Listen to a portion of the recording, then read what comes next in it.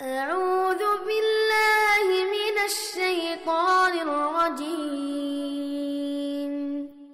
بسم الله الرحمن الرحيم.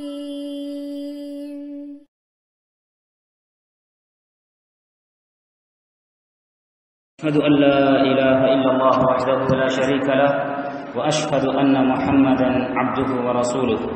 اللهم صل على محمد وعلى آل محمد كما صليت على إبراهيم وعلى آل إبراهيم إنك حميد مجيد. السلام عليكم ورحمة الله وبركاته. அன்புக்குரிய தாய்மார்களே, சகோதரிகளே, புனித ரமலானுடைய மாதத்திலே நோன்பை நோட்பவர்களாக அல்லாஹுடைய இல்லத்திலே ஒன்று சேர்ந்திருக்கிறோம். அல்லாஹுடைய வேத வாக்கை படிக்க வேண்டும், அவன் தூதருடைய சுன்னாவை விளங்க வேண்டும், இந்த மார்க்கத்திலே நல்ல தெளிவை பெற்றுக் கொள்ள வேண்டும் என்ற ஒரே நோக்கத்தோடு இந்த பள்ளி வாயிலில் நாம் ஒன்று சேர்ந்திருக்கிறோம். இந்த சந்தர்ப்பத்தில் ஆரம்பமாக ஒரு விடயத்தை நான் ஞாபகப்படுத்திக் கொள்ள விரும்புகிறேன். பள்ளிவாசலுக்காக நாம் வருகின்ற போது, பள்ளி வாயிலுக்குள் வந்து நுழைகின்ற போது, முதலாவது நாம் செய்ய வேண்டிய வேலை 2 ரக்அத் தஹிய்யத்துல் மஸ்ஜித் என்று சொல்லக்கூடிய பள்ளிக்குரிய காணிக்கை தொழுகையை தொழ வேண்டும். ஏனென்றால் அல்லாஹ்வுடைய தூதர் ஸல்லல்லாஹு அலைஹி வஸல்லம் அவர்கள் இதை ஒரு சுன்னாவாக நமக்கு வலியுறுத்தி இருக்கிறார்கள். நபிகளார் சொன்னார்கள், இதா தஹல அஹதுகுமுல் மஸ்ஜித ஃபலா யஜ்லிஸ் ஹத்தா யுஸல்லி ரக்அத்தைன். உங்களில் எவரேனும் ஒருவர் பள்ளியினுள் நுழைந்து விட்டால் 2 ரக்அத்துகள் தொழாத வரைக்கும் அவர் அமர வேண்டாம். அதாவது 2 ரக்அத் தொழுது விட்டு தான் அவர் அமர வேண்டும் என்று அல்லாஹ்வுடைய தூதர் நமக்கு வழிகாட்டியிருக்கிறார்கள். அந்த அடிப்படையில் பள்ளிவாசலுக்கு நாம் முதலாவதாக நுழைகின்ற போது செய்ய வேண்டிய முதல் வேலை 2 ரக்அத் தஹிய்யத்துல் மஸ்ஜித் நாம் தொழ வேண்டும். அன்புக்குரிய சகோதரிகளே, தாய்மார்களே, ரமலானுடைய மாதத்திலே நாங்கள் இருப்பதால் இந்த ரமலான் நோன்பினுடைய சட்டங்கள் இது சம்பந்தமாக பலருக்கு பல கேள்விகள், ஐயங்கள் இருக்கின்றன.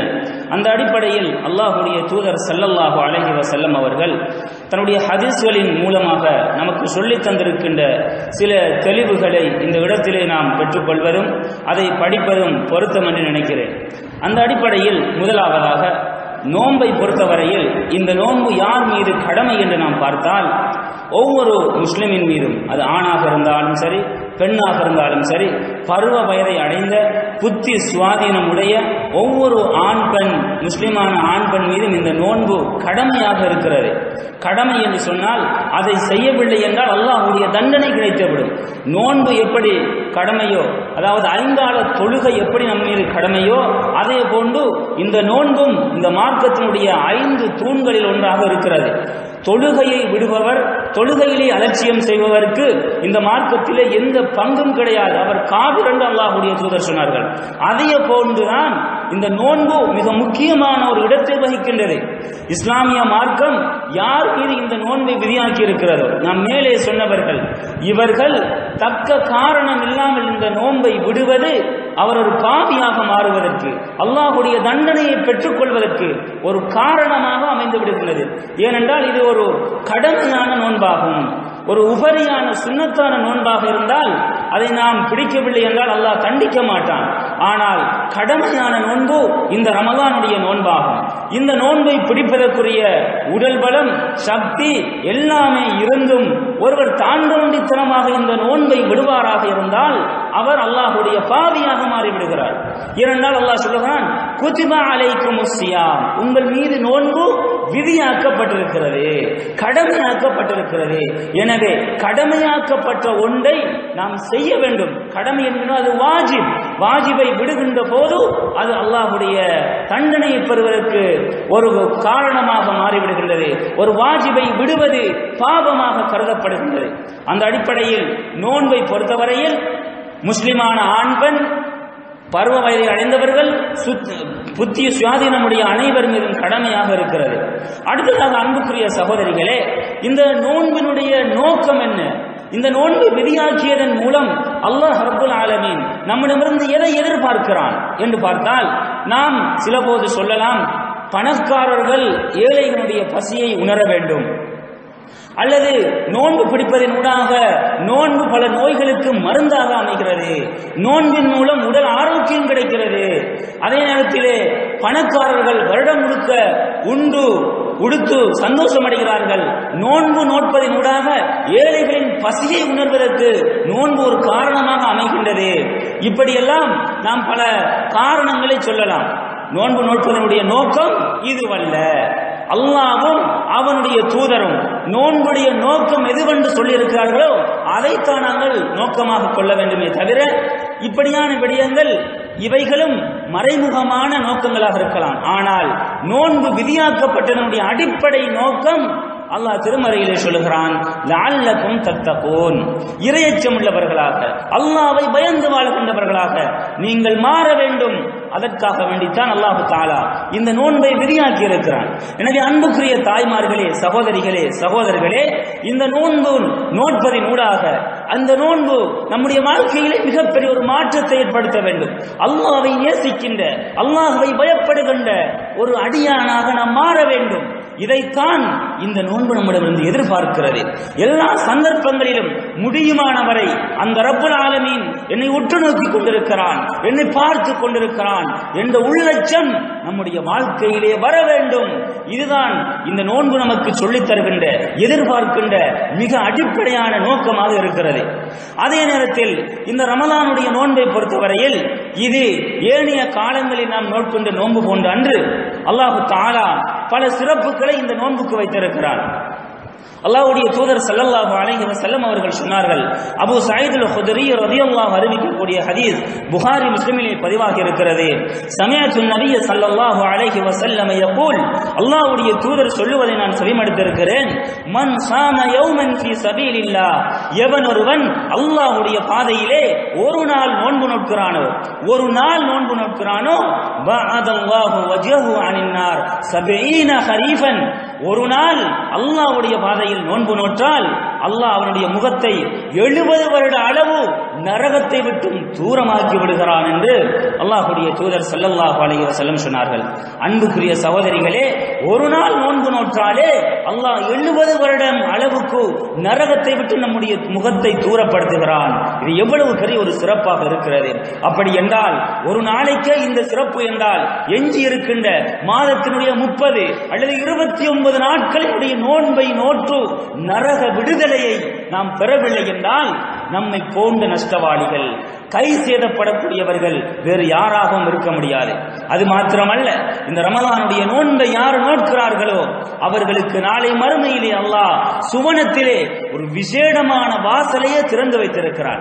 அவர்கள் சுவனத்துக்கு நுழைவதற்கென்றே ஒரு விசேடமான வாசல், ரையான் என்று சொல்கின்ற வாசல் அதனுடைய பெயர், அந்த வாசலால் நோன்பு நோட்டவர்கள் சுவனம் நுழைவார்கள் என்று அல்லாஹ்வுடைய தூதர் ஸல்லல்லாஹு அலைஹி வஸல்லம் அவர்கள் சொல்லியிருக்கிறார்கள். எனவே இப்படியெல்லாம் சிறப்புகள் நிறைந்த இந்த ரமலானை நாங்கள் அலட்சியம் செய்துவிடக்கூடாது. இதிலே பிற்போக்குத்தனமாக நடந்துவிடக்கூடாது.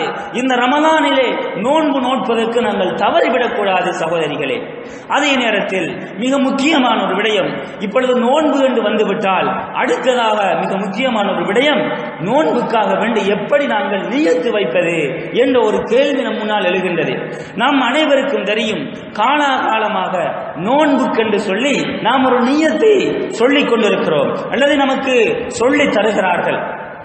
அதாவது ஒவ்வொரு நாளும் இஷா தொழுகைக்கு பிறகு அல்லது தராவி தொழுகைக்கு பிறகு ஒரு நியத் நமக்கு சொல்லி தரப்படுகிறது. நவைத்து சௌமகதின் அனதாய் ஃபர்து ரமலான ஹாதிஹி ஸனத்தி லில்லாஹி தஆலா, அதாவது இந்த வருடத்தின் ரமலானுடைய மாதத்தின் ஃபர்லான நோன்பை நாளை பிடிக்க நியத்து வைக்கிறேன் என்று சொல்கின்ற ஒரு நியத்தை வளமையாக பள்ளி வாயில்களில் சொல்லித் தரப்படுகின்றன. நாமும் காலாகாலமாக அந்த நியத்தை சொல்லிக் கொண்டிருக்கிறோம். அன்புக்குரிய சகோதரிகளே, இந்த இடத்தில் ஒரு விடயத்தை நல்ல முறையில் அவதானிக்க வேண்டும். நியத் என்று சொன்னால் என்ன? அல்லாஹ்வுடைய தூதர் ஸல்லல்லாஹு அலைஹி வஸல்லம் அவர்கள் நியத் என்பதற்கு என்ன படித்து தந்திருக்கிறார்கள், அருமை சஹாபாக்களுக்கு என்ன சொல்லிக் கொடுத்திருக்கிறார்கள் என்று பார்த்தால், முதலாவது விடயம், நியத் என்று சொன்னால் உள்ளத்தால் நினைத்தல் அல்லது எண்ணுதல் என்று அர்த்தம்.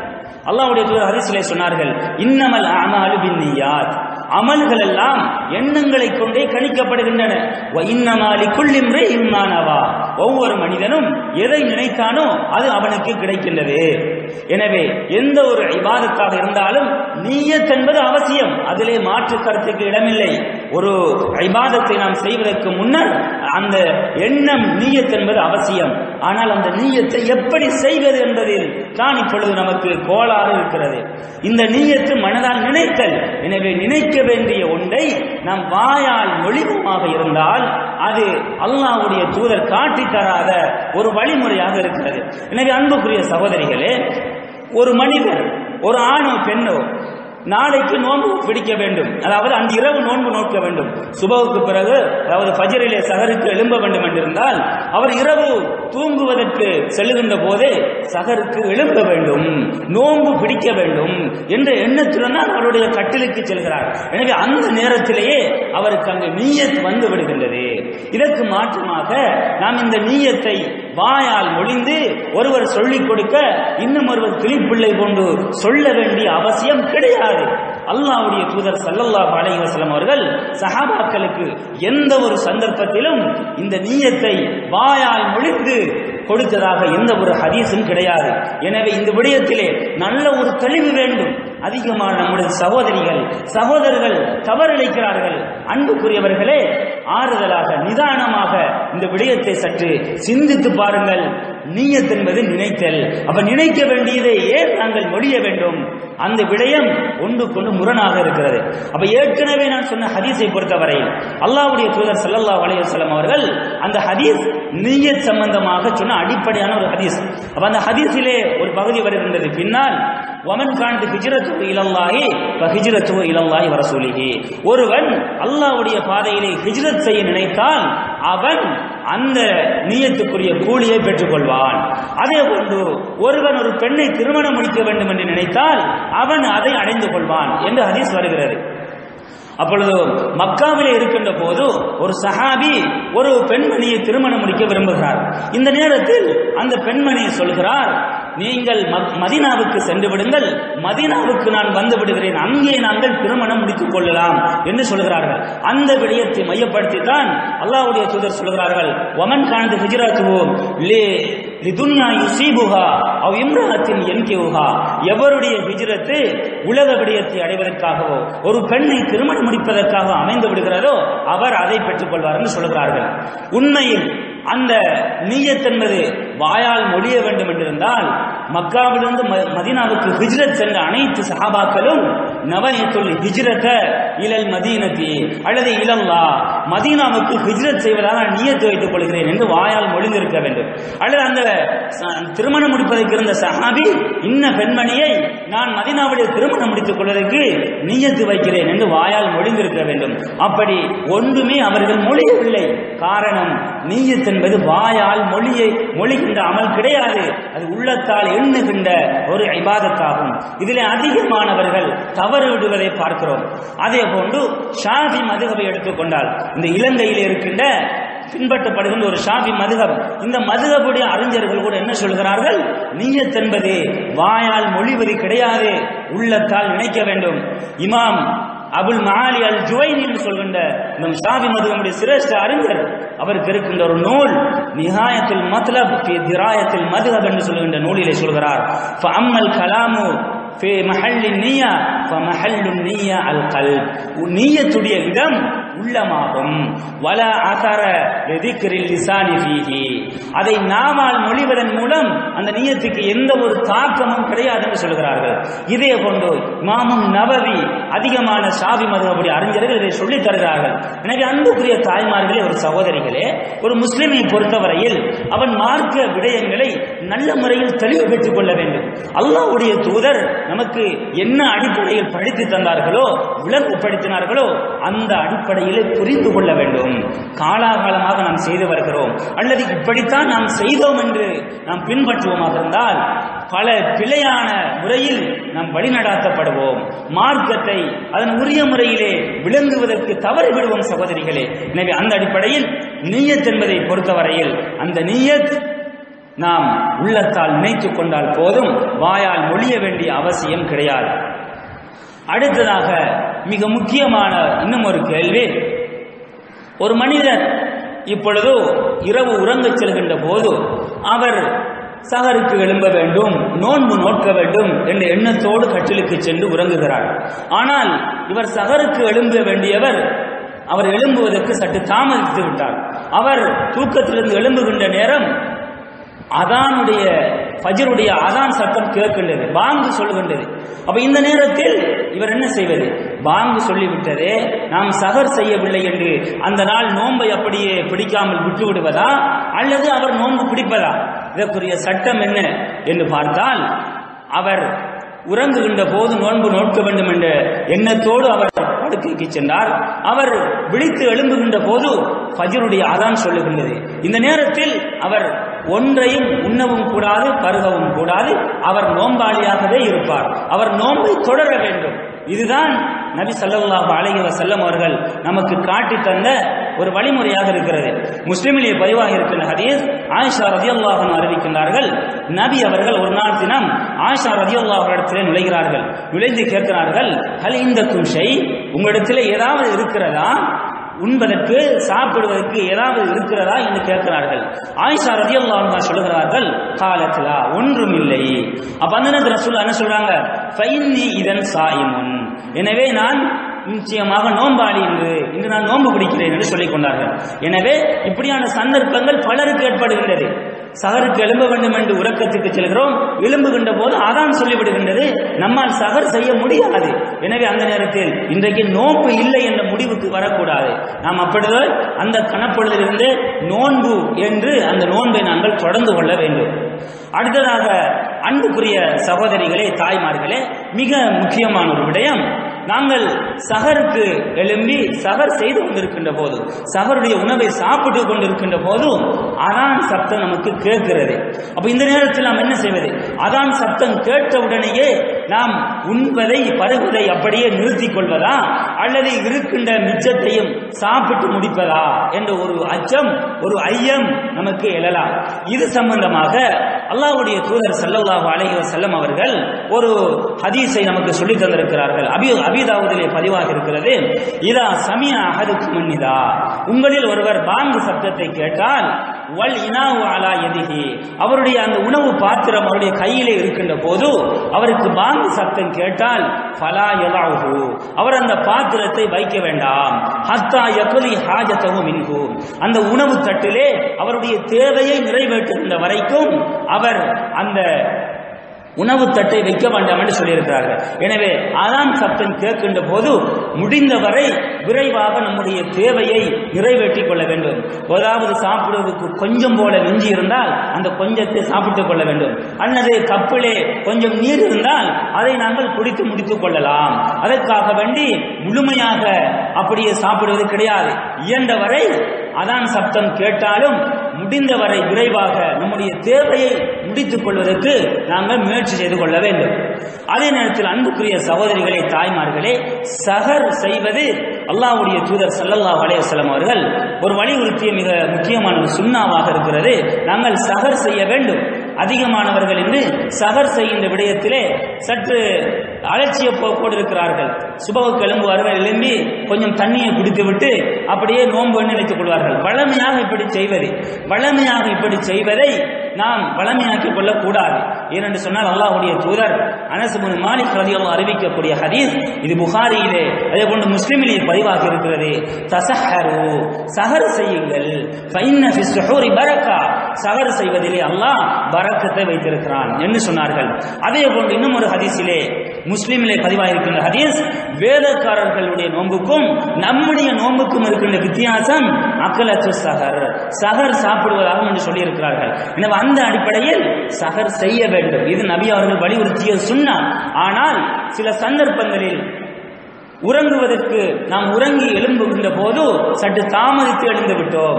நாம் எழும்புகின்ற போது ஃபஜ்ருடைய சத்தம், அதானுடைய சத்தம் கேட்கின்றது, சஹர் செய்வதற்குரிய வாய்ப்பு இல்லை என்றால் நாம் அப்படியே தொடர்ந்து நோன்பை நாம் தொடர வேண்டும். எனவே அன்புக்குரிய சகோதரிகளே, சஹர் என்பது மிக முக்கியமான ஒரு சுன்னாவாக இருக்கிறது. அதில் அலட்சியம் செய்துவிடக்கூடாது. அதே போன்று இந்த சஹர் செய்வதற்குரிய நேரம் என்ன சந்தர்ப்பத்திலே சஹர் செய்ய வேண்டும்? இன்று நாம் பார்க்கிறோம், நம்முடைய சமூகத்தில் இருக்கின்ற ஒரு நடைமுறை, நம்முடைய அதிகமான சகோதரர்கள் கிட்டத்தட்ட ஒரு 3 மணிக்கெல்லாம் எழும்பி விடுவார்கள். வீட்டிலே 3 மணிக்கெல்லாம் எழும்பி சஹர் செய்துவிட்டு அப்படியே உறங்கி விடுகின்ற ஒரு நிலையை பார்க்கிறோம். ஆனால் அல்லாஹ்வுடைய தூதர் ஸல்லல்லாஹு அலைஹி வஸல்லம் அவர்கள் நமக்கு சஹருடைய விடயத்தில் என்ன சொல்லி தந்திருக்கிறார்கள்? சஹர் செய்வதை தாமதிக்க வேண்டும், சஹர் செய்வதை தாமதிக்க வேண்டும், கொஞ்சம் பிற்படுத்த வேண்டும். இதனால்தான் ஸைத் இப்னு சாபித் ரலியல்லாஹு அன்ஹு அவர்களிடத்திலே கேட்கப்படுகின்றது, அதாவது ரசூல் ஸல்லல்லாஹு அலைஹி வஸல்லம் அவர்கள் சஹர் எப்பொழுது செய்வார்கள், அந்த சஹர் கிடைப்பட்ட நேரம் எப்பொழுது என்று கேட்ட நேரத்திலே அவர்கள் சொல்கிறார்கள், பைனல் அதானி வஸ்ஸுஹூரி கதுரு 50 ஆயா. இது புகாரியிலே பதிவாக இருக்கிறது. ஃபஜ்ருடைய அதானுக்கும் ரசூலுல்லாஹ் உடைய அந்த சஹருடைய நேரத்துக்கும் இடையில் குர்ஆனிலே 50 வசனங்கள் ஓதுகின்ற அளவுக்கு தான் இடைவெளி இருந்தது. அப்படி என்றால் கிட்டத்தட்ட குர்ஆனில் 50 வசனங்களை ஒரு 15 நிமிடங்களுக்குள் அல்லது ஒரு 20 நிமிடங்களுக்குள் நாம் ஓதி முடித்து விடலாம். எனவே ஒரு 15 நிமிடங்களுக்குள் நாம் சஹரை செய்ய வேண்டும். அதுதான் அல்லாஹ்வுடைய தூதருடைய வழிமுறையாகவும் இருந்தது. சஹர் செய்வதை நாங்கள் பிற்படுத்த வேண்டும். அதனை 3 மணிக்கு சஹரை செய்துவிட்டு ஃபஜ்ரும் இல்லாமல் உறங்குகின்ற நம்முடைய பல சகோதரிகளை பார்க்கிறோம். இந்த நடைமுறையை நாங்கள் மாற்றிக்கொள்ள வேண்டும். இது அல்லாஹ்வுடைய தூதர் காட்டி தந்த நடைமுறை கிடையாது. அது மாத்திரமல்ல, அல்லாஹ்வுடைய தூதர் ஸல்லல்லாஹு அலைஹி வஸல்லம் சஹாபாக்களுக்கு சொல்லிக் கொடுத்தார்கள், குலு வஷ்ரபு ஹத்தா யுஅத்தன இப்னு உம்மி மக்தூம். அதாவது 2 பாங்குகள் இருந்தன. ஒன்று பிலால் ரலியல்லாஹு அன்ஹு அவர்கள் தஹஜ்ஜுடைய நேரத்திலே ஒரு அதானை சொல்வார்கள்.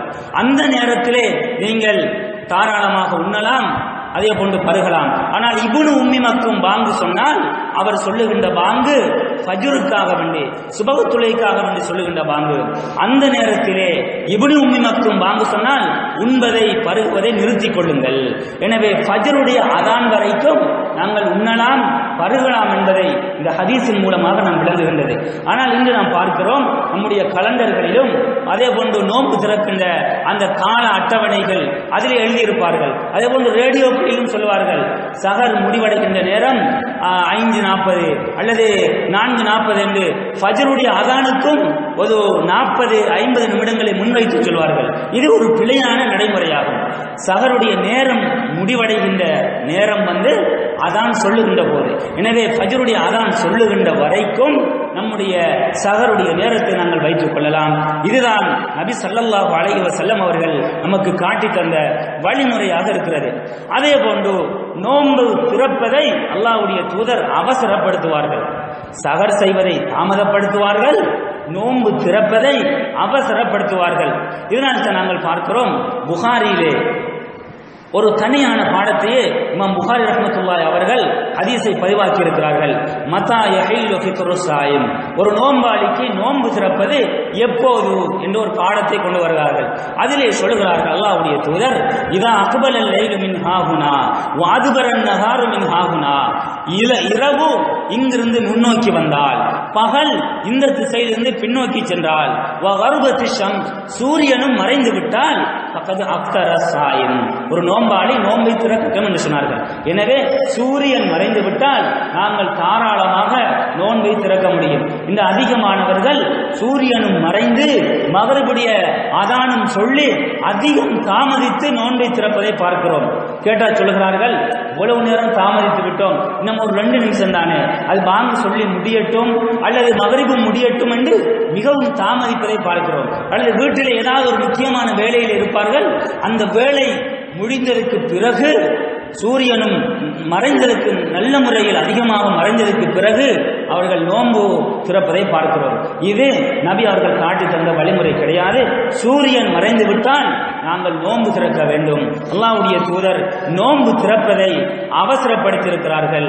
அந்த அவசரப்படுத்துவதை ஆர்வமூட்டி இருக்கிறார்கள். அந்த அடிப்படையில் இந்த சுன்னாவை நாங்கள் புரிந்து கொள்ள வேண்டும். அடுத்ததாக அன்புக்குரிய சகோதரிகளே, தாய்மார்களே, இந்த நோன்பு யார் மீது கடமை என்று பார்த்தோம். அதாவது வயது வந்த புத்தி சுயாதீனமுள்ள முஸ்லிமான ஆண் பெண் ஒவ்வொருவர் மீதும் நோன்பு கட்டாய கடமையாகும். அதே நேரத்தில் இந்த நோன்பு சிலரின் மீது கடமை ஆகாது. மார்க்கம் அவர்களுக்கு சலுகை வழங்கி இருக்கிறது. அவர்கள் அந்த நோன்பை விடுவதற்கு அனுமதி கொடுத்திருக்கிறது. இவர்களிலே இந்த நோன்பை பொறுத்தவரையில் ஆரம்ப காலத்திலே, இஸ்லாத்தினுடைய ஆரம்ப காலத்திலே விரும்பியவர் ரமலானுடைய நோன்பை பிடிக்கலாம், விரும்பியவர் இந்த ரமலானுடைய நோன்பை பிடிக்காமல் விடலாம். ஆனால் விடுகின்றவர் அவர் விடுகின்ற ஒவ்வொரு நாளைக்கும் ஒரு ஏழைக்கு உணவு கொடுக்க வேண்டும் என்ற ஒரு சலுகை அல்லாஹ் ஆரம்பத்திலே வழங்கியிருந்தார். ஆனால் பிறகு ஃபமன் ஷஹித மின்கும் ஷஹ்ர ஃபல்யஸும், உங்களில் யாரு ரமலானுடைய இந்த மாதத்தை அடைந்து கொள்கிறாரோ அவர் நோன்பு நோற்றுக் கொள்ளட்டும் என்ற அந்த வசனம் இறங்கிய போது அந்த விரும்பினால் பிடிக்கலாம் விரும்பினால் விடலாம் என்ற சட்டம் மாற்றப்பட்டது. ரமலானில் ஒவ்வொருவரும் நோன்பு நோக்க வேண்டும், அது கட்டாயம் என்ற சட்டம் அமுல்படுத்தப்பட்டது. எனவே இந்த அடிப்படையில் நாங்கள் பார்க்கிறோம், ரமலானுடைய நோன்பை பொறுத்தவரையில் ஒருவர் நோயாளியாக இருந்தால், நோயாளி என்று சொன்னால் அவருடைய நோயாளியை நாம் இரண்டாக பிரித்து நோக்கலாம். ஒரு நோயாளி இருப்பார் தீராத நோய், அவருடைய நோய் தீராத நோய், மிகவும் அபாயகரமான தீராத நோய். அப்படியானவர் நோன்பு நோக்க வேண்டிய அவசியம் கிடையாது. ஒருவர் அவருடைய தள்ளாடுகின்ற வயதின் காரணமாக, வயோதிபத்தின் காரணமாக அவரால் எழுந்து நடக்க முடியாது, மிகவும் தீராத ஒரு நோயால் பீடிக்கப்பட்டிருக்கிறார். அப்படியானவர் அவர் நோன்பு நோக்க வேண்டிய அவசியம் கிடையாது. அப்படியானவர் நோன்பு நோக்க வேண்டிய அவசியம் கிடையாது. ஆனால் அவர் ஒரு விடுகின்ற ஒவ்வொரு நாளைக்கும் ஒரு ஏழைக்கு உணவு கொடுக்க வேண்டும். அதே நேரத்தில் இன்னும் ஒரு நோயாளி இருப்பார். அந்த நோயாளியை பொறுத்தவரையில் அவர் சாதாரணமான ஒரு நோய், அதாவது ஒரு 3 நாளைக்கு ஒரு காய்ச்சல், கடுமையான காய்ச்சல், நோன்பை பிடிக்க முடியாது என்றால் அவர் அந்த நோன்பை விடலாம். ஆனால் நோன்பை விட்டுவிட்டு ஏனைய காலங்களில் ரமலானுக்கு பிறகு அவர் விட்ட நோன்புகளை கலா செய்ய வேண்டும். இது மிக முக்கியமான ஒரு விடயம். அல்லாஹ் திருமறையில் இதைத்தான் சொல்லுகிறான், ஃபமன் கான மின்கும் மரீதன் அவ் அலா சஃபரின் ஃபஇத்தத்தும் மின் அய்யாமின் உகர். உங்களில் யார் நோயாளியாக இருக்கிறாரோ அல்லது பிரயாணத்தில் இருக்கிறாரோ அவர் அந்த நோன்பை ஏனைய காலங்களில் கணக்கிட்டு பிடித்துக் கொள்ளட்டும் என்று சொல்கிறார். அந்த அடிப்படையில் தீராத நோயாக இருந்தால் அல்லது தள்ளாடுகின்ற ஒரு நோயாளியாக இருந்தால் அவர்கள் நோன்பை விடலாம். அவர்கள் விடுகின்ற அந்த ஒவ்வொரு நாளைக்கும் அவர்கள் ஒரு ஏழைக்கு உணவளிக்க வேண்டும். அதே நேரத்தில் அவருக்கு சுகமாகின்ற குணமடைகின்ற நோன்பாக இருந்தால் அவர் அந்த நோன்பை விட்டுவிட்டு ஏனைய ரமலானுக்கு பிறகு அவர் விட்ட நோன்பை கணக்கு பார்த்து அவர் பிடித்துக் கொள்ள வேண்டும். அடுத்ததாக அன்புக்குரிய சகோதரிகளே, பிரயாணத்தை பொறுத்தவரையில் ஒரு நோன்பாளி பிரயாணம் செய்கிறார். இவர் இந்த பிரயாணத்திலே நோன்பு பிடிக்க வேண்டுமா கூடாதா என்ற ஒரு சந்தேகம் எல்லாருக்கும் எழும். அல்லாஹ்வுடைய தூதர் ஸல்லல்லாஹு அலைஹி வஸல்லம் அவருடைய ஹதீஸ்களை நாம் பார்க்கின்ற போது அல்லாஹ்வுடைய தூதர் ஸல்லல்லாஹு அலைஹி வஸல்லம் அவர்கள் பயணத்திலே சில சந்தர்ப்பங்களில் பயணங்களே நோன்பு நோற்று பயணம் செய்திருக்கிறார்கள். சில சந்தர்ப்பங்களில் பயணத்திலேயே அந்த நோன்பை விட்டிருக்கிறார்கள். இப்படி 2 வகையாக ஹதீஸ்களை பார்க்கிறோம். எனவே தான் அல்லாஹ்வுடைய தூதர் இன்னும் ஒரு ஹதீஸிலே சொல்லியிருக்கிறார்கள், அல்லாஹ் உங்களுக்கு ஒரு சலுகையை தந்தால் நீங்கள் அந்த சலுகையை பயன்படுத்திக் கொள்ளுங்கள். நீங்கள் சலுகையை பயன்படுத்துவதை அல்லாஹ் விரும்புகிறார். எனவே அல்லாஹ் திருமறையில் என்ன சொல்கிறான், ஒருவர் பயணத்திலே இருந்தால் அவர் நோன்பை விடலாம், விட்டுவிட்டு ரமலானுக்கு பிறகு அந்த நோன்பை கலா செய்ய வேண்டும். எனவே அந்த அடிப்படையில் ஒருவர் பயணம் செய்கின்ற போது அவரால் நோன்பு நோக்க முடியுமாக இருந்தால் அவர் சாதாரணமாக அந்த நோன்பை பிடித்துக் கொள்ளலாம். ஆனால் அவர் நோன்பு நோட்பதன் மூலம் அவருக்கு அசௌகரியங்கள் ஏற்படும் அல்லது கஷ்டமாக இருக்கும் என்றால் அவர் அந்த நோன்பை விட்டுவிட்டு ரமலான் அல்லாத காலங்களில் அந்த பிரயாணி நோன்பை கலா செய்ய வேண்டும், பிடிக்க வேண்டும். அதே போன்று அன்புக்குரிய தாய்மார்களே, சகோதரிகளே, மாதவிடாய் ஏற்படுகின்ற பெண்கள், அதே போன்று பிள்ளை பேறு கிடைத்து பிள்ளை பெற்றதன் பிறகு தொடர்ந்து உயிரப்போக்கு ஏற்படக்கூடிய நிஃபாஸ் ஏற்படக்கூடிய பெண்கள், இவர்கள் 2 சாராரையும் பொறுத்தவரையில் இந்த மார்க்கம் இவர்கள் நோன்பை விடுவதற்கு ஒரு சலுகை கொடுத்திருக்கிறது. இவர்கள் நோன்பு பிடிக்க வேண்டிய அவசியம் கிடையாது. அதாவது மாதவிடாய் ஏற்படுகின்ற பெண், அதே போன்று பிள்ளை பேர் கிடைத்ததற்கு பிறகு அந்த உதிரப்போக்கு ஏற்படுகின்ற பெண், நிஃபாஸ் ஏற்படுகின்ற பெண்கள் நோன்பு பிடிக்க வேண்டிய அவசியம் கிடையாது. நோன்பு பிடிக்க கூடாது, மார்க்கம் தடுத்திருக்கிறது. ஆனால் இவர்கள் என்ன செய்ய வேண்டும், அந்த விடுகின்ற அந்த நோன்பை அவர்கள் விடுகின்ற நோன்பை கலா செய்ய வேண்டும். இதனால் தான் ஆயிஷா ரலியல்லாஹு அன்ஹா அவர்களிடத்திலே கேட்கப்படுகிறது, ஒரு பெண் சஹாபி ஆயிஷா ரலியல்லாஹு அன்ஹா இடத்திலே வந்து கேட்கிறாள், ஹல் தக்லில் ஹாயிலா ஸௌம வஸலா, அதாவது ஆயிஷாவே, ஒரு பெண்ணை பொறுத்தவரையில் மாதவிடாய் ஏற்பட்ட ஒரு பெண் அவள் மாதவிடாய் காலத்தில் விட்ட தொழுகையையும் விட்ட நோன்பையும் கலா செய்ய வேண்டுமா என்று கேட்ட நேரத்தில் ஆயிஷா ரலியல்லாஹு அன்ஹா சொல்கிறார்கள், குன்னா நுமரு பிகலாஇ ஸௌம், விட்ட நோன்பை ஃபர்லான நோன்பை கலா செய்யும்படி நாங்கள் ஏவப்பட்டிருக்கிறோம். வலா நுமர் பிகலாஇ ஸலா, தொழுகையை விட்ட தொழுகையை கலா செய்யும்படி ஏவப்படவில்லை. எனவே மாதவிடாய் காலங்களில் ஒரு பெண் விடுகின்ற தொழுகையை அவள் கலா செய்ய வேண்டிய தேவையில்லை. ஆனால் ரமலானுடைய காலங்களில் அவள் விடுகின்ற நோன்பை அவள் பின்னர் கலா செய்ய வேண்டும். இதை இந்த மார்க்கம் நமக்கு சொல்லி இருக்கிறது. மேற்சொன்ன ஹதீஸ் புகாரி முஸ்லிமிலே பதிவாகி இருக்கிறது. எனவே அந்த அடிப்படையில் ஹயல் அதே போன்று நிஃபாஸ் ஏற்படக்கூடிய பெண்கள் அவர்கள் நோன்பு பிடிப்பது கடமை இல்லை, மார்க்கம் அனுமதிக்கவில்லை. அவர்கள் நோன்பை விட வேண்டும். நோன்பை விட்டுவிட்டு ரமலானுக்கு பிறகு அந்த இரண்டு சாராரும் தங்களுடைய நோன்பை அவர்கள் கலா செய்ய வேண்டும். அதே போன்று ஒரு மாதவிடாய் ஏற்படுகின்ற பெண் அவர் தொடர்ந்து மாதவிடாயில் இருக்கிறாள். ஆனால் ஃபஜ்ருக்கு முன்னால், சுபவுக்கு முன்னால் அவர் அந்த மாதவிடாயிலிருந்து சுத்தமடைந்து விட்டால் அவள் உடனே நோன்பு பிடிக்க வேண்டும். இந்த அதிகமானவர்களை பார்க்கிறோம், அவருக்கு அந்த மாதவிடாயில் இருக்கிறார்கள், ஃபஜ்ருக்கு முன்னால் அவர்கள் சுத்தமடைந்து விட்டால் பிறகு குளித்து விட்டு நாளைக்கு நோன்பு பிடிப்போம் என்று அந்த நோன்பு பிடிக்காமல் அப்படியே தாமதித்து விடுகிறார்கள். அன்புக்குரிய சகோதரிகளே, தாய்மார்களே, குளிப்பு என்பது தொழுகைக்குரியது. ஆனால் ஒருவர் அவர் ஜுனூப் குளிப்பு கடமையான நிலைமையிலே அவர் என்ன செய்யலாம்? நோன்புக்காக வேண்டி நிய்யத் வைத்துக் கொள்ளலாம், சஹர் உணவை உட்கொள்ள முடியும். இதனால் தான் அல்லாஹ்வுடைய தூதர் ஸல்லல்லாஹு அலைஹி வஸல்லம் அவர்கள் காலையில் எழும்புகின்ற போது ஜுனுபாலியாக குளிப்பு கடமையான நிலைமையில் எழும்புவார்கள். அவர்கள் சஹர் செய்து கொள்ள விரும்பினால் வுது செய்து கொண்டு அவர்கள் சஹர் செய்வார்கள். சஹர் செய்து முடிந்ததன் பிறகு தொழுகைக்காக குளிப்பார்கள். எனவே ஃபஜ்ருக்கு முன்னால் ஒரு பெண் தன்னுடைய அந்த மாதவிடாயிலிருந்து சுத்தமடைந்து விட்டால் அவள் உடனே நோன்புக்காக வேண்டி அவர் சஹர் செய்ய வேண்டும். அந்த சஹர் செய்ததன் பிறகு அவர் தாராளமாக குளித்து தொழலாம் என்பதை அல்லாஹ்வுடைய தூதர் ஸல்லல்லாஹு அலைஹி வஸல்லம் அவர்கள் நமக்கு சொல்லி தந்திருக்கிறார்கள். அதே நேரத்தில் மிக முக்கியமான ஒரு விடயம், கர்ப்பிணி தாய், பால் ஊட்டுகின்ற தாய், இவர்களுடைய சட்டம் என்ன? இவர்கள் நோன்பு பிடிக்க வேண்டுமா அல்லது விட வேண்டுமா என்று பார்த்தால் இவர்கள் இருவரையும் பொறுத்தவரையில் இவர்கள் பொதுவாக நோன்பு பிடிப்பதற்கு முடியுமாக இருந்தால், சக்தி இருந்தால் தாராளமாக நோன்பு பிடிக்கலாம். இதில் எந்த தடையும் கிடையாது. கர்ப்பிணி தாய், பாலூட்டுகின்ற தாய் இருவரும் நோன்பு பிடிப்பதற்கு சக்தி இருந்தால், நோன்பு பிடிப்பதன் மூலம் இவர்களுக்கு எந்த பாதிப்பும் கிடையாது இல்லை என்றிருந்தால் தாராளமாக நோன்பு நோக்கலாம். இவர்கள் நோன்பு நோட்பதன் மூலம் இவர்களுக்கு ஏதாவது ஆபத்து ஏற்பட்டுவிடும் என்று பயந்தார்களாக இருந்தால் இவர்களுக்கு இந்த நோன்பை விட்டுவிடலாம். இவர்கள் இந்த நோன்பு விட்டுவிட்டால் இந்த நோன்பை இவர்கள் கலா செய்ய வேண்டுமா அல்லது ஃபிதியா கொடுக்க வேண்டுமா என்பதில் மார்க்க அறிஞர்களுக்கிடையிலே மிகப்பெரிய ஒரு சர்ச்சை இருக்கிறது.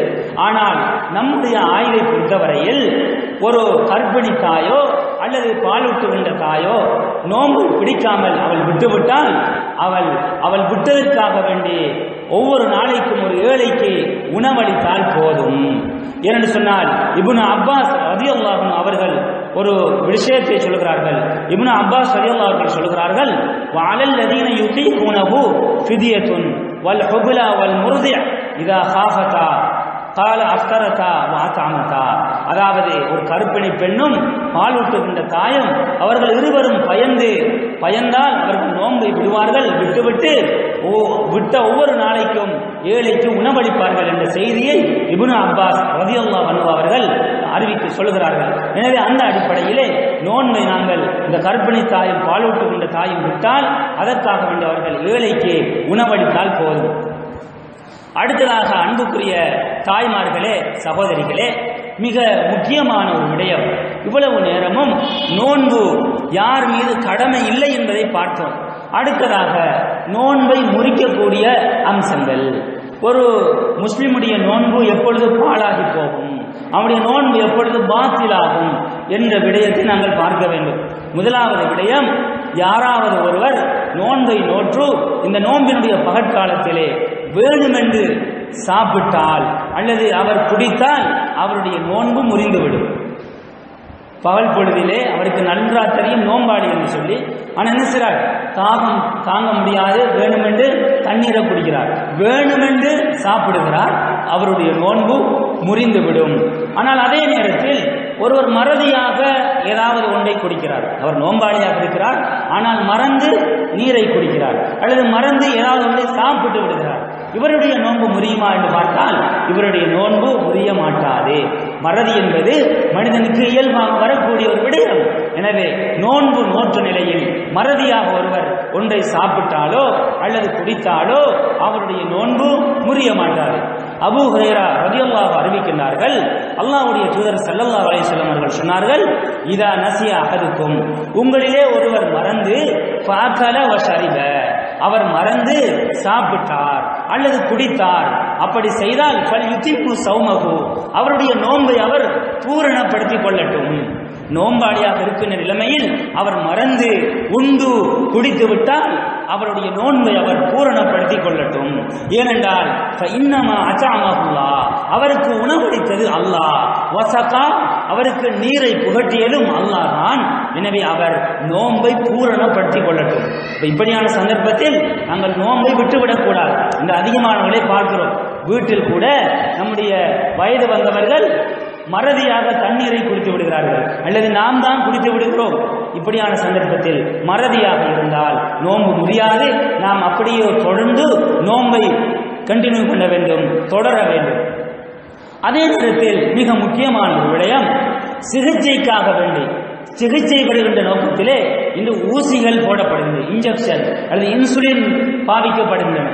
இப்படி ஊசி போட்டால் நோன்பு முடியுமா இல்லையா என்று பார்த்தால், இந்த சிகிச்சைக்காக போடப்படுகின்ற இந்த ஊசியை பொறுத்தவரையில் அந்த ஊசி ஒரு நோய்க்குரிய மருந்தாக அமைய வேண்டும், ஒரு சிகிச்சைக்காக இருக்க வேண்டும்.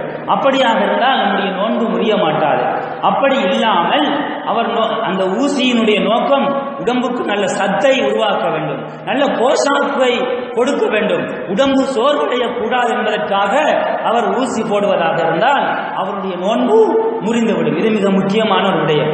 எனவே சிகிச்சை பெறுகின்ற நோக்கத்திலே நாம் போடுகின்ற ஊசி நம்முடைய நோன்பை முறித்து விடாது. உடலுக்கு போஷாக்கையும் நல்ல சுறுசுறுப்பையும் நல்ல ஆரோக்கியத்தையும் தர வேண்டும் என்ற நோக்கத்தில் ஊசி போடப்படுமாக இருந்தால் அது நோன்பை முறித்துவிடும். இதை நல்ல முறையில் அன்புக்குரிய சகோதரிகளே புரிந்து கொள்ளுங்கள். இரண்டாவது விடயம், ஒரு நோம்பாளியை பொறுத்தவரையில் இன்று நாம் பார்க்கிறோம், நோம்பாளி என்றால் அவர் வாசனங்கள் பூசக்கூடாது, குளிக்கக்கூடாது, அதே போன்று வாசமான சௌகாரங்களை பயன்படுத்தி குளிக்கக்கூடாது என்ற ஒரு கருத்து சமூகத்திலே இருக்கிறது.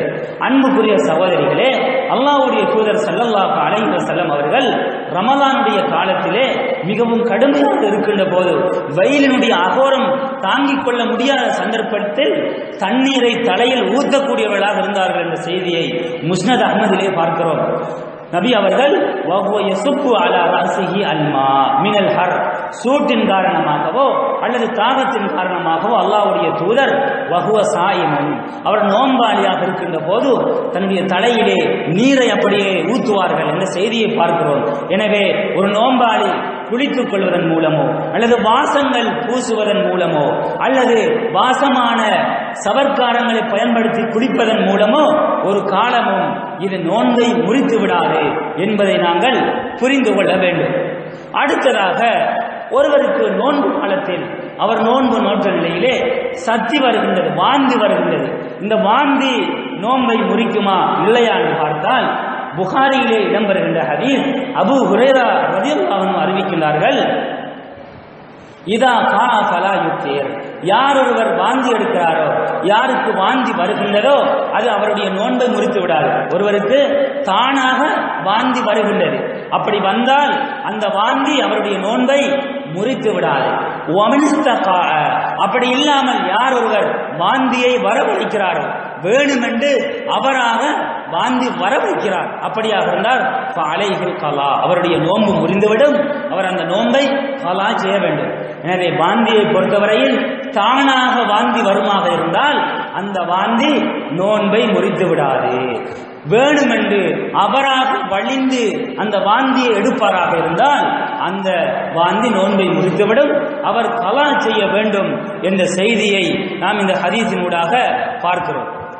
அன்புக்குரிய சகோதரிகளே, அதே போன்று மிக முக்கியமான ஒரு விடயம், நோன்பை முறிக்கக்கூடிய அம்சங்களில் ஒன்று ரமலானுடைய பகல் காலங்களிலே உடலுறவிலே ஈடுபடுவது.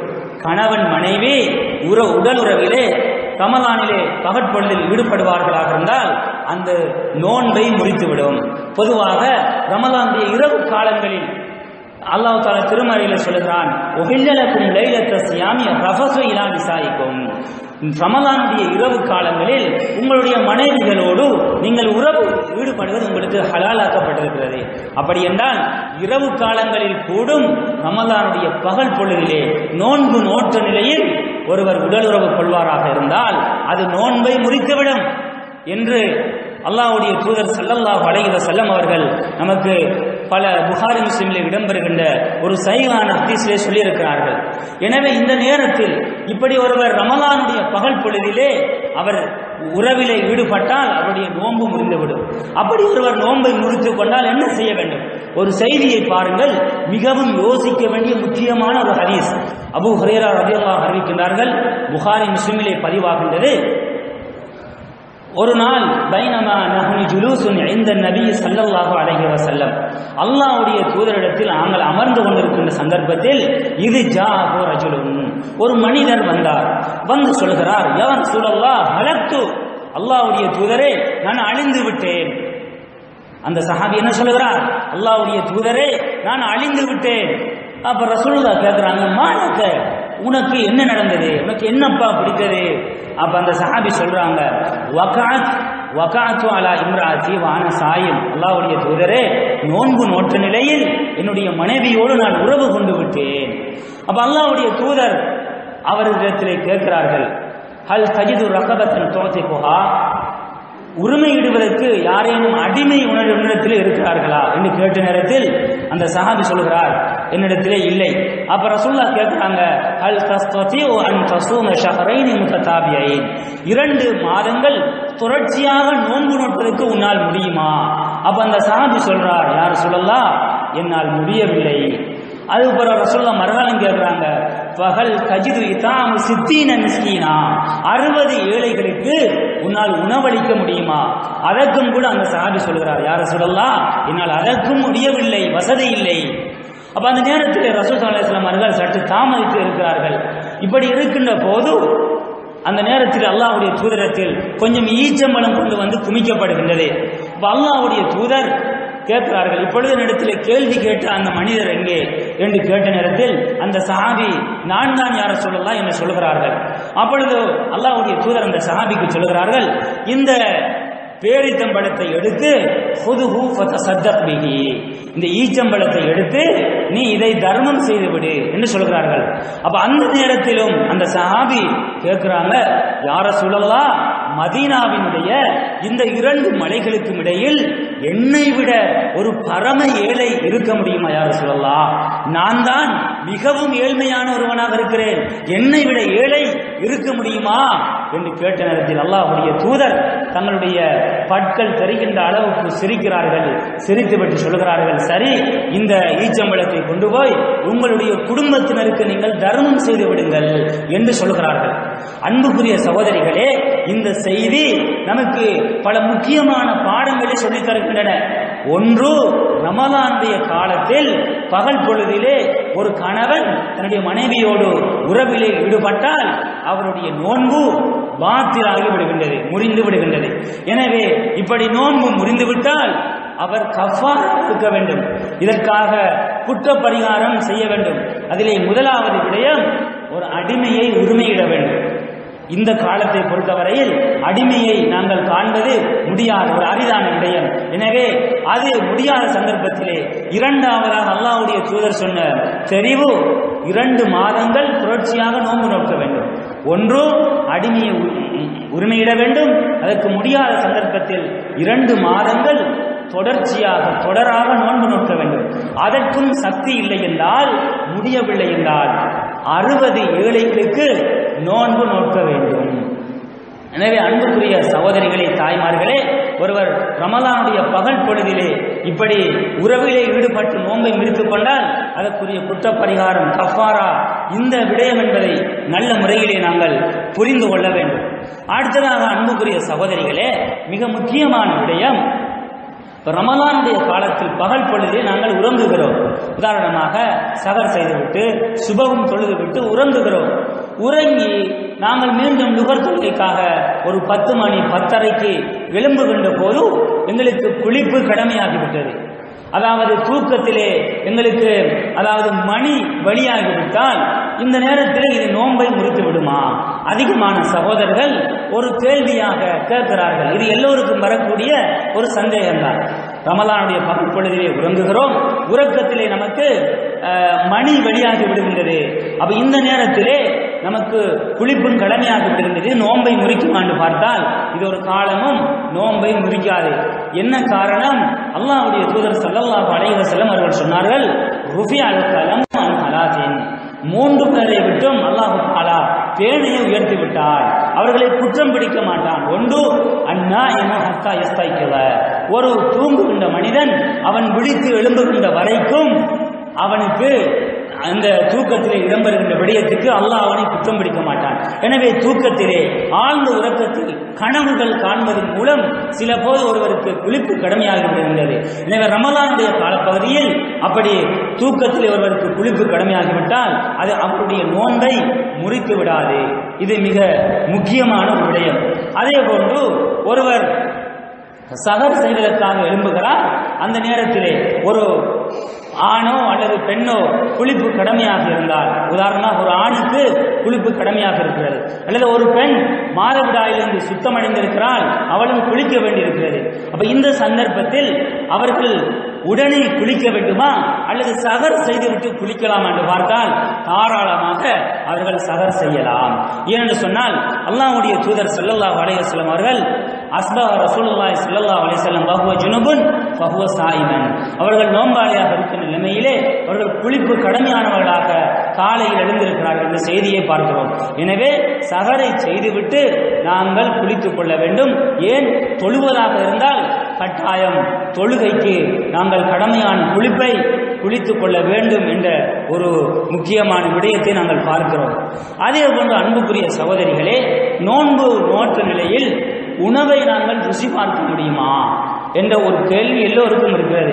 சில போது சில உணவுகளை சமைப்போம், அது வெந்திருக்கின்றதா அல்லது அதிலே உப்பு காணுமா என்று பார்ப்பதற்கு வளமை போன்று நாங்கள் ருசி பார்க்க வேண்டிய ஒரு தேவை இருக்கும். அப்ப இந்த நேரத்திலே தேவையாக இருந்தால் மாத்திரம் ருசி பார்க்க வேண்டும் என்ற ஒரு அத்தியாவசிய தேவை இருந்தால் சாதாரணமாக அந்த நாம் ருசி பார்க்கின்ற அந்த உணவு குடலுக்குள் செல்லாமல் சாதாரணமாக ருசி பார்த்துவிட்டு அதை அப்படியே துப்பிவிட வேண்டும், வாயை நாங்கள் கழுவிக்கொள்ள வேண்டும்.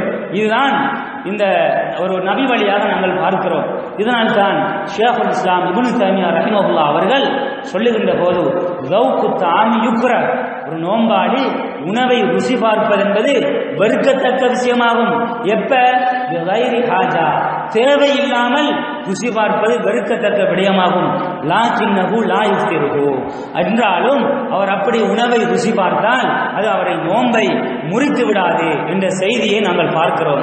எனவே அன்புக்குரிய தாய்மார்களே, சகோதரிகளே, இந்த விடயத்திலும் நாங்கள் மிகவும் அவதானமாக இருக்க வேண்டும். அதே போன்று நோன்பை முறிக்கின்ற அம்சங்களுள் மிக முக்கியமான ஒரு விடயம் பொய் பேசுவது, பொய்யான அடிப்படையில் செயற்படுவது. இன்று பார்க்கிறோம், நோன்பு என்று நினைத்துக் கொண்டு சஹருக்கு எழும்பி சஹர் செய்கிறோம், ஃபஜ்ரும் தொழுகிறோம், மாஷா அல்லாஹ் தூங்குகிறோம். தூங்கி எழும்பியதன் பிறகு இந்த ரமலானுடைய பகல் பொழுது பொய் பேசுவதிலே தான் அதிகமானவர்கள் கழிக்கிறார்கள். நாம் பார்க்கிறோம், அதிகமானவர்கள் குறிப்பாக பெண் சகோதரிகள் பொய் பேசுவதிலும் புறம் பேசுவதிலும் மற்றவர்களை பற்றி கோல் மூட்டுவதிலும் மற்றவர்களுடைய குறைகளை தோண்டி தோண்டி கழுகுவதிலும் நோன்பு கழிக்கப்படுவதை பார்க்கிறோம்.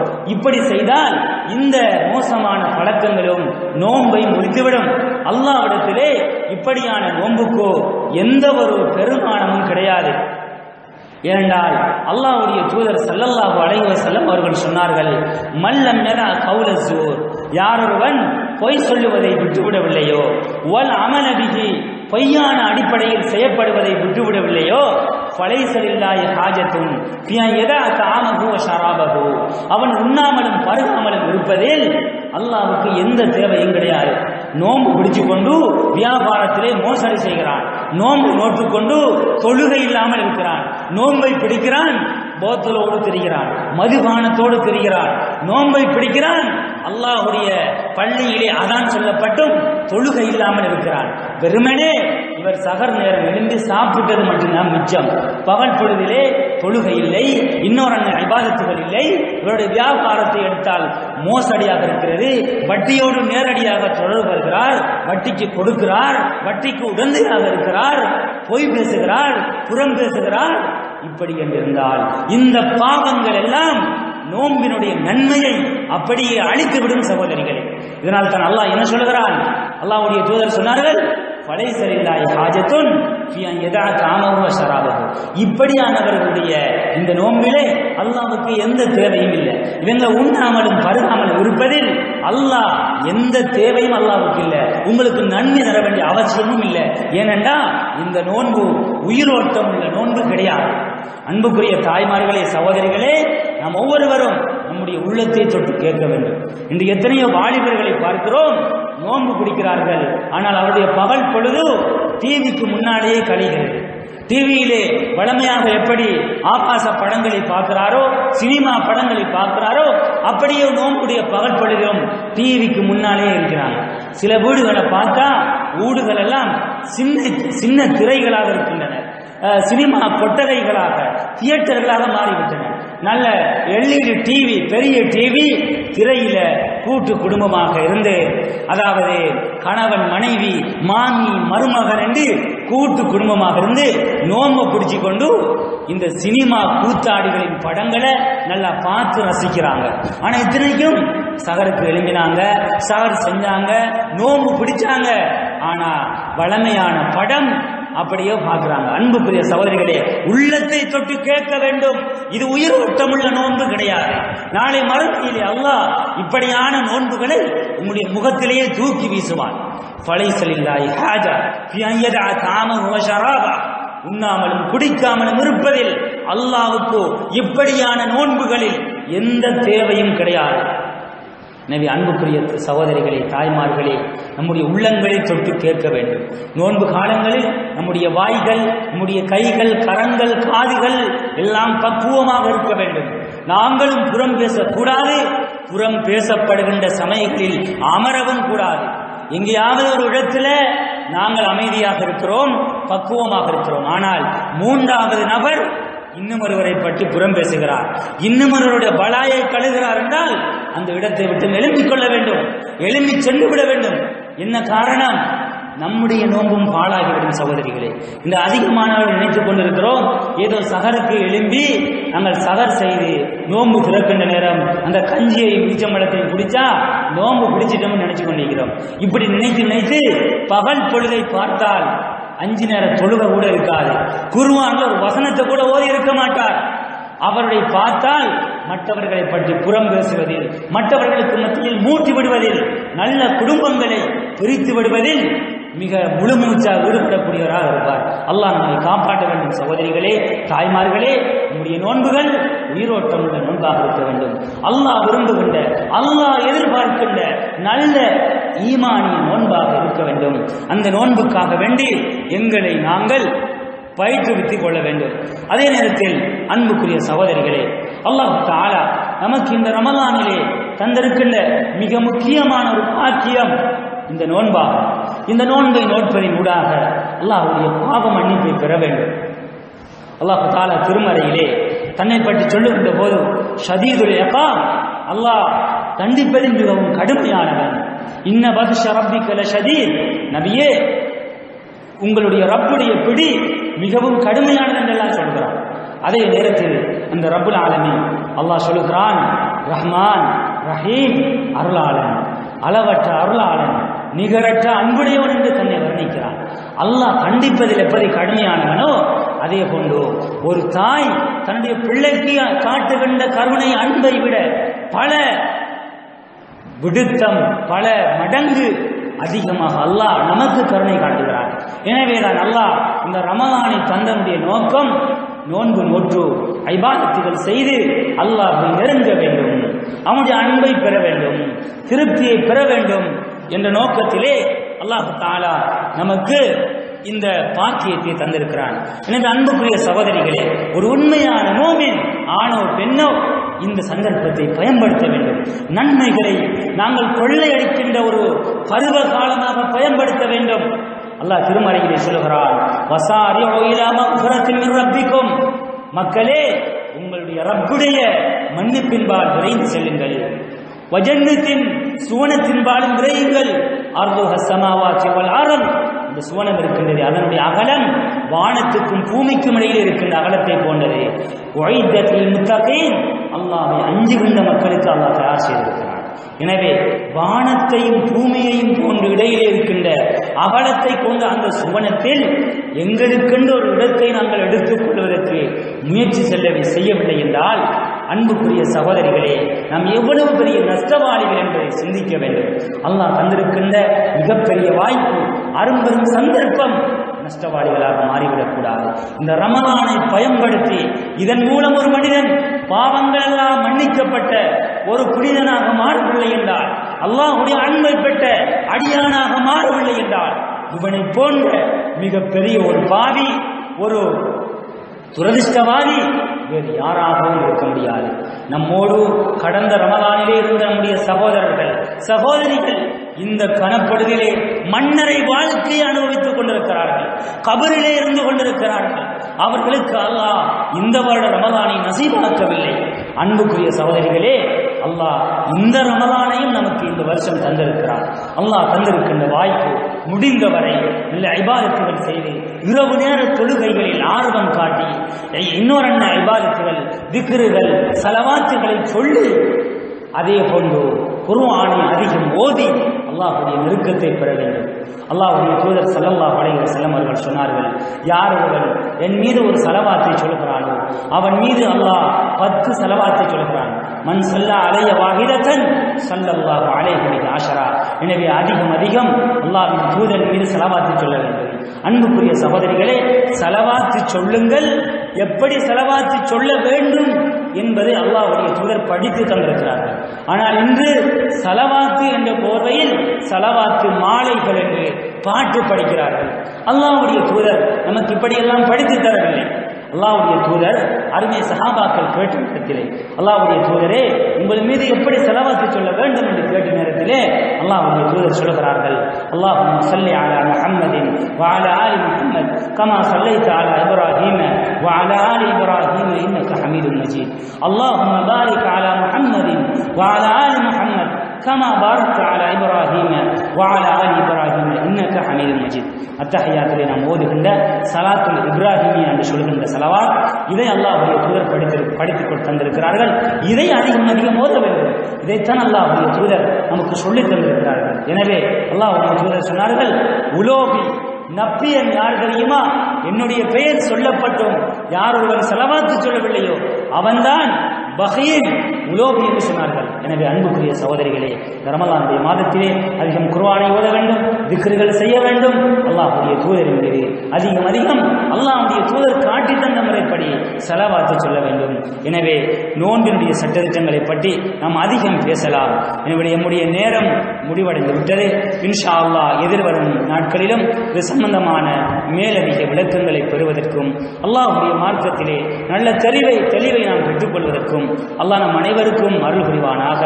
வாஹிர் தஅவானா அல்ஹம்துலில்லாஹி ரப்பில் ஆலமீன். அஸ்ஸலாமு அலைக்கும் வரஹ்மத்துல்லாஹி வபரகாத்துஹு.